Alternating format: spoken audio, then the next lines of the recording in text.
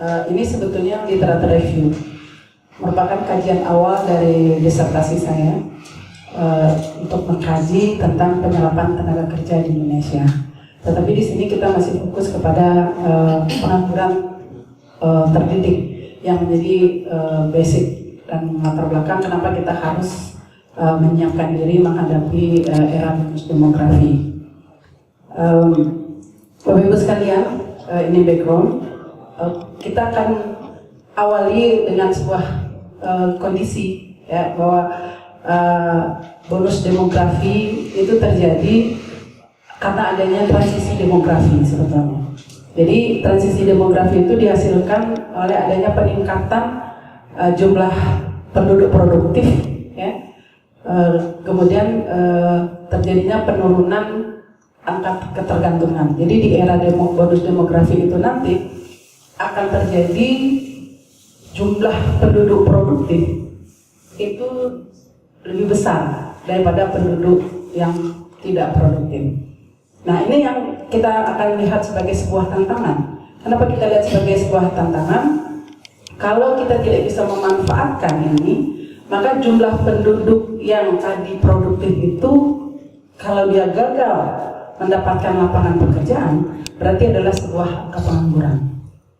Nah, ini kajian kita di sini masih literatur memperlihatkan bahwa kecenderungan peningkatan pengangguran terdidik itu di Indonesia. Nah, cerita sukses tentang pemanfaatan bonus demografi terjadi di Cina, di mana pada saat itu ekonomi Cina itu tumbuh antara 6 dan 9%. Kemudian di Korea tumbuh antara 7 hingga 13,2 Bapak Ibu. Sementara di Singapura, Thailand dan Singapura yang terdekat dengan kita itu Thailand 6 hingga 15 dan Singapura itu 8 hingga 13%. Nah, tentu kita juga diharapkan bisa seperti itu. Jadi bonus demografi itu dapat meningkatkan produktivitas dan pertumbuhan ekonomi dengan memanfaatkan tenaga kerja atau sumber daya manusia, human resources yang produktif tadi. Nah, Indonesia diharapkan juga mampu untuk itu.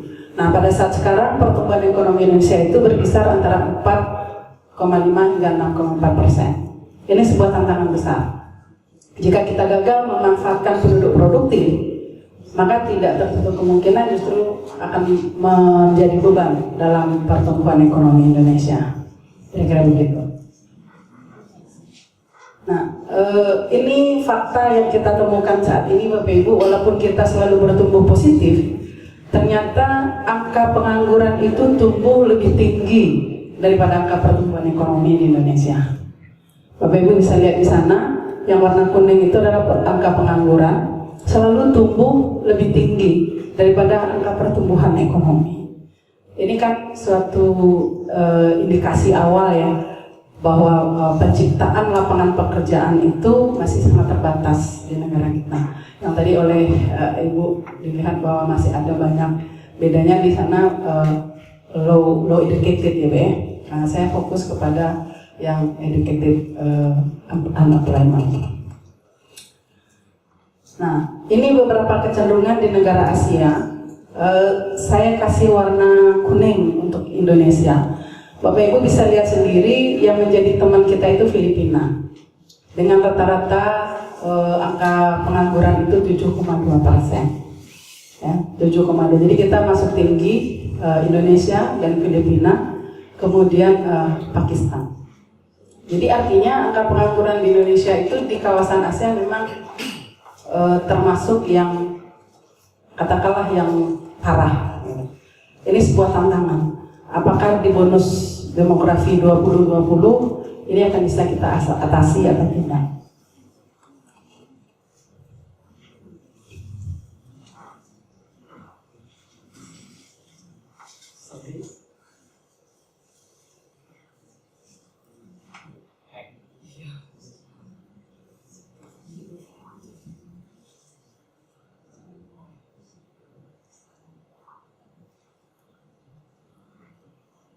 Oke.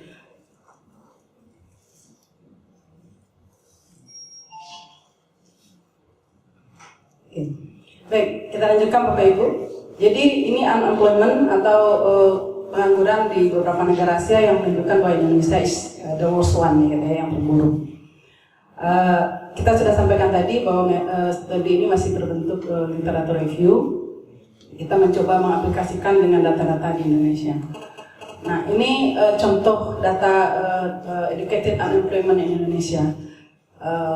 Pengangguran terdidik. We are focus on the educatednya Bapak Ibu. Ya. Nah, Bapak Ibu bisa lihat yang warna merah itu adalah pendidikan dari angkatan kerja, sedangkan yang warna biru adalah kesempatan kerja. Jadi secara umum untuk universitas itu terlihat sepertinya nggak ada masalah. Gitu. Kecenderungan ada masalah karena warna pendidikan angkatan kerja terdidiknya itu adalah yang merah. Sementara kesempatan kerjanya biru, jadi kesempatan kerja lebih kecil. Bapak Ibu saya lihat di sini. Saya warnanya kurang bagus, mungkin di sana lebih dapat dilihat. Sebetulnya warnanya merah, nggak tahu di sini jadinya warnanya kenapa. Jadi Bapak Ibu bisa lihat di sini mulai dari by konsep ya, educated unemployment itu saya fokus kepada pendidikan di atas SMA. Jadi ini SMA dan kejuruan, ini adalah pendidikan angkatan kerjanya, nih jumlah penduduk yang berpendidikan SMA ke atas, dan ini adalah kesempatan kerja. Jadi kita selalu di Indonesia berada pada kondisi seperti ini. Ya, ini data yang saya ambil dari National Welfare Information System di 2014, Menko Kesra, kita di Kementerian Kesra 2014 katanya. Oke. Nah, ini kita lihat data ini, kita fokus saja kepada labor force participation rate. We can see that this not only fluctuate ya, but in the end of the year 2013 kita lihat itu justru decrease gitu. Jadi terjadi penurunan terhadap partisipasi angkatan kerja. Meskipun pengangguran terbukanya itu masih terkendali di angka 6%, tetapi ada kenaikan dari 6,14% naik menjadi 6,25 di 2013. Jadi lagi-lagi ada peningkatan terhadap pengangguran di Indonesia.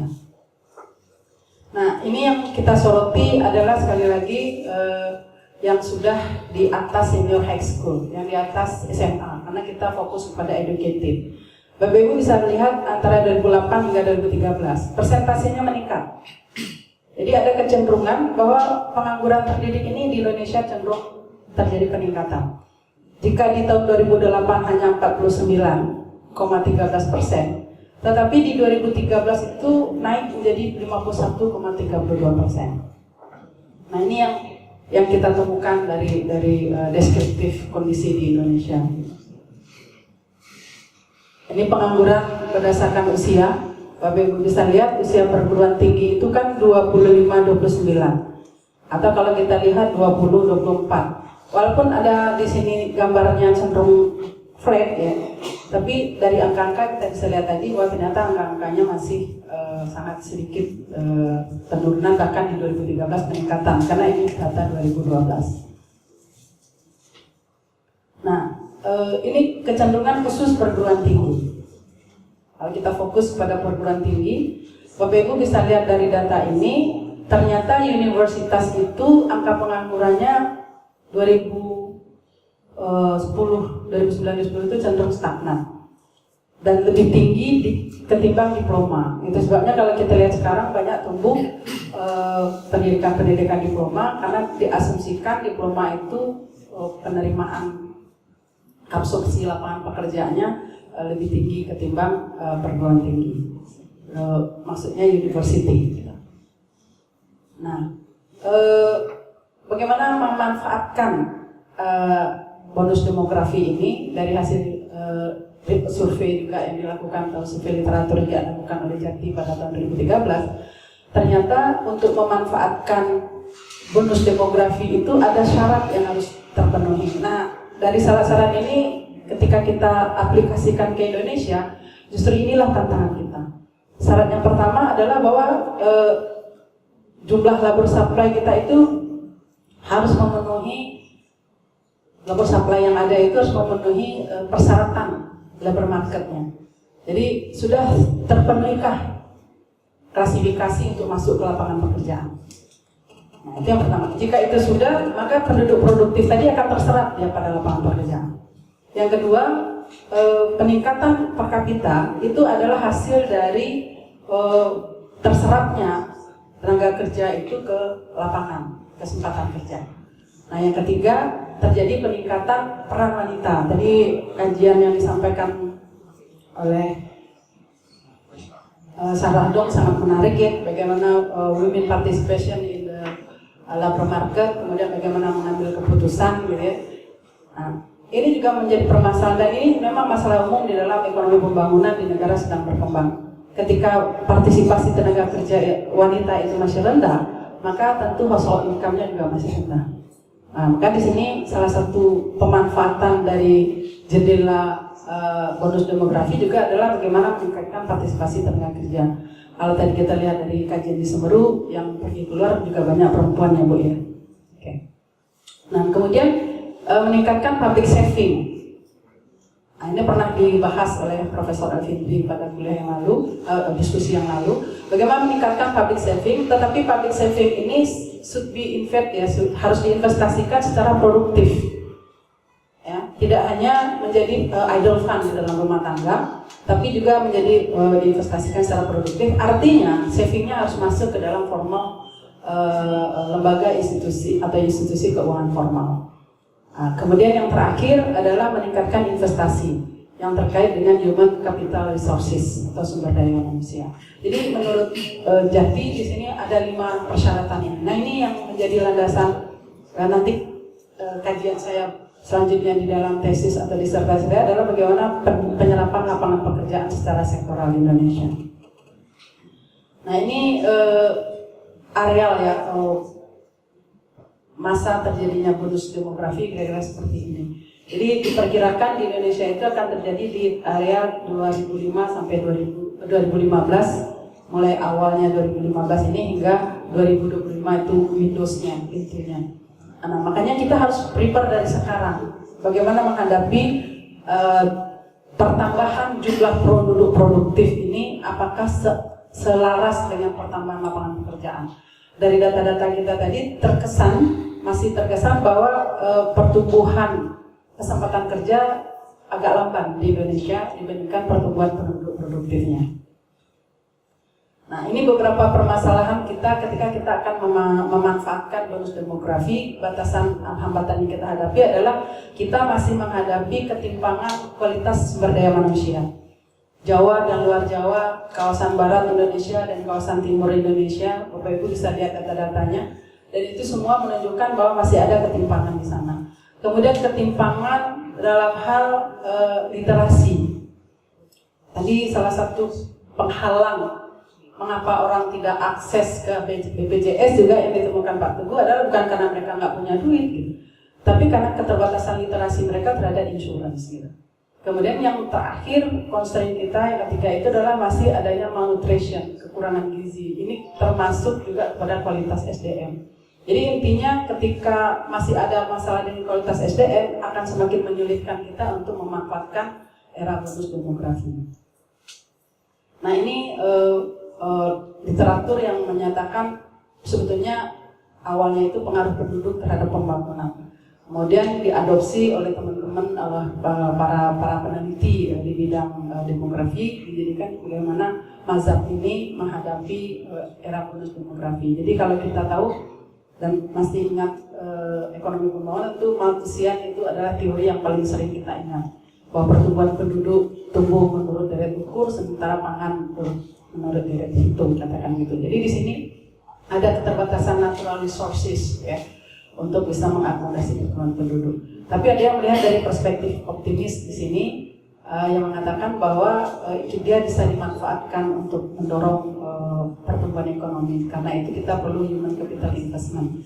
Kemudian ada yang mengatakan independen. Independen itu depend on sangat tergantung kepada bagaimana pertumbuhan ekonomi itu dalam proses pertumbuhan ekonomi ini memanfaatkan spesialisasi faktor produksinya.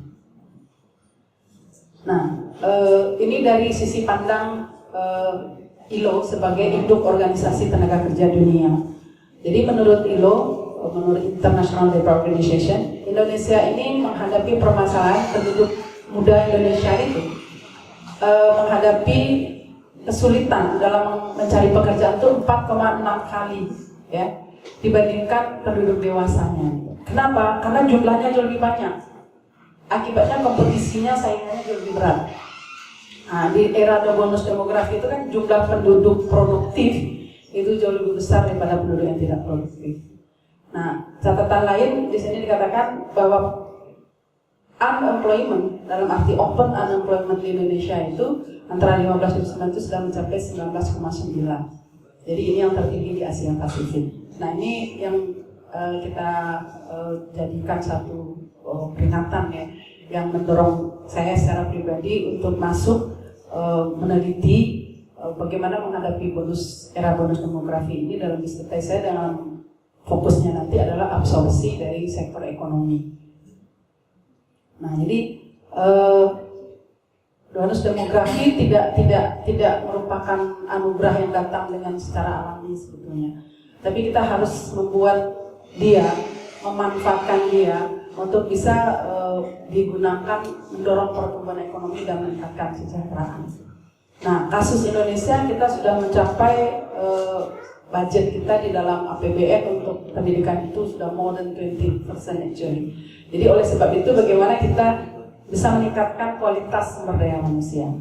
Nah, kalau kita gagal memanfaatkan bonus demografi itu, maka sebetulnya bonus demografi ini tidak menjadi bonus tapi justru menjadi ancaman. Nah, bagaimana menghadapi 2020? Nah, ini yang sebetulnya saya akan coba sedang dalam penelitian saya, sedang dalam penataan desain penelitian saya. Bagaimana kita menghadapi 2020 itu dengan kondisi pengangguran seperti sekarang. Nah, kita masih berdebat dengan beberapa teman secara informal untuk memilih alat analisis. Tapi yang terbayang saat sekarang oleh saya adalah bagaimana kita melihat kemampuan daya serap ekonomi secara sektoral terhadap lapangan pekerjaan. Nah, dari daya serap sektoral itulah ke depan kita akan mencoba mempredik ya lapangan kerja mana atau sektor ekonomi manakah yang akan memberikan kontribusi baik dan yang mana yang harus kita benahi. Jadi saya berharap dari disertasi ini akan muncul satu model atau akan muncul satu polisi, satu kebijakan untuk how to prepare ya, bagaimana kita menyiapkan menghadapi era bonus demografi agar dia tidak menjadi ancaman, terutama bagi pengangguran yang sifatnya pengangguran sudah terdidik. Karena sayang sekali di Indonesia itu pendidikan tidaklah murah, tapi setelah selesai kuliah, setelah selesai sekolah, kemudian sulit mendapatkan lapangan pekerjaan. Nah, jadi kita berharap dari sektor-sektor ekonomi manakah yang bisa nanti kita lihat daya serapnya. Nah, kita baru menemukan sebuah metode demometrik dan masih mempelajari metode ini dengan lebih fokus. Mungkin itu yang bisa kita sampaikan sebagai studi awal, masukan-masukan dari Bapak Ibu untuk lebih bisa mengarah kepada tujuan yang ingin kita capai dalam kajian ini nanti dalam penyerapan tenaga kerja. Jadi sasaran kita di disertasi kita sebetulnya bagaimana penyerapan lapangan kerja secara sektoral. Nah, sebenarnya kajian ini sudah banyak dilakukan, termasuk Pak Nahrawi, ya Pak Teguh ya, Pak Nahrawi pernah meneliti ini untuk 30 provinsi di Indonesia. Nah, saya terinspirasi sebetulnya dari kajian Pak Nahrawi juga gitu, absorpsi dari lapangan usaha di Indonesia, tapi beliau tidak mempredik what will be happen in the future. Nah, saya akan membedakan di sana. Saya akan melihat 2020 itu apa yang akan terjadi dengan kondisi itu. Makanya kita akan coba lakukan dengan pendekatan time series analysis dan masih sekali lagi dalam proses kajian yang ke sana. Demikian saja. Terima kasih. Assalamualaikum warahmatullahi wabarakatuh.